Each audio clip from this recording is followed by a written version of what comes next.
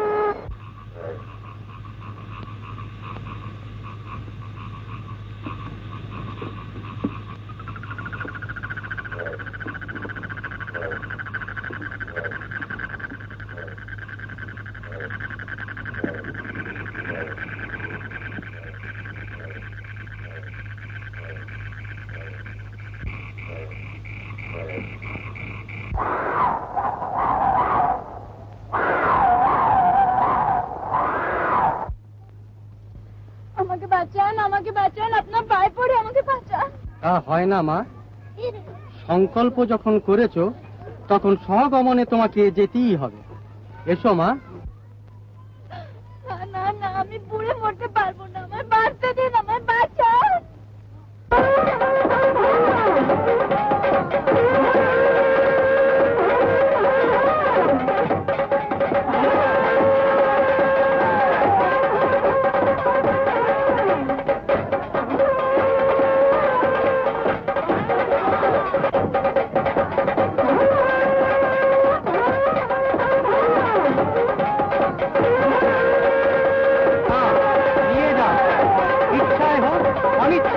সতীকে স্বর্গে যেতেই হবে।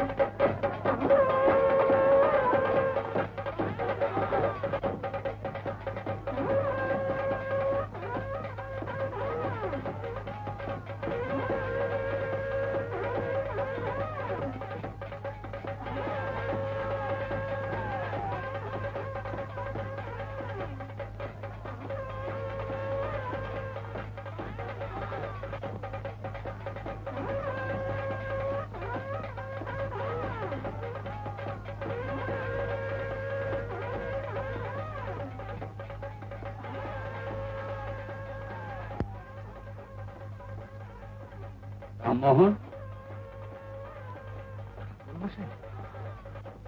থাক থাক থাক। কি হয়েছে তোর?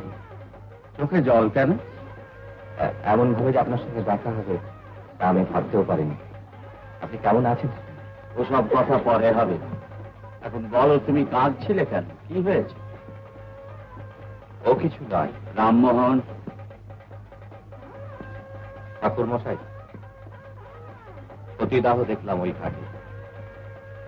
দেখলাম একটি অনিচ্ছুক মেয়েকে কিভাবে জোর করে ওরা পুড়িয়ে মারল। এই অন্যায়, এই বর্বরতার কোনো প্রতিকার নেই ঠাকুর মশাই? এই যে ধর্ম রামমোহন। ধর্ম নয় ঠাকুর মশাই, বলুন হত্যা।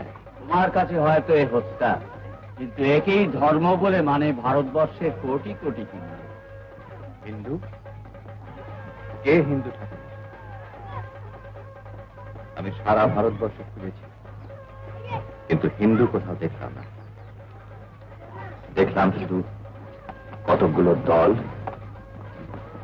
আর কতকগুলো দেবতা।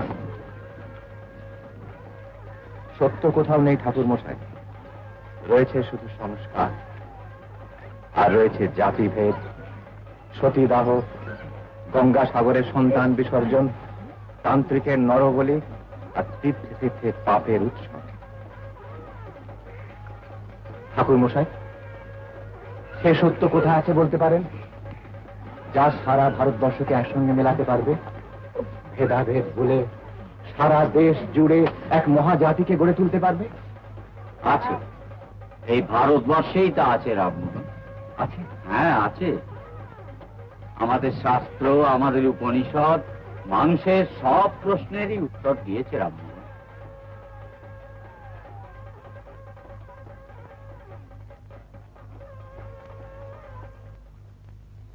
ঈশাবাস্যমিদং সর্বং যৎকিঞ্চ জগত্যাং জগৎ তেন তত্তেন ভুঞ্জিতা মা গৃধঃ কস্যসিধ্যনম।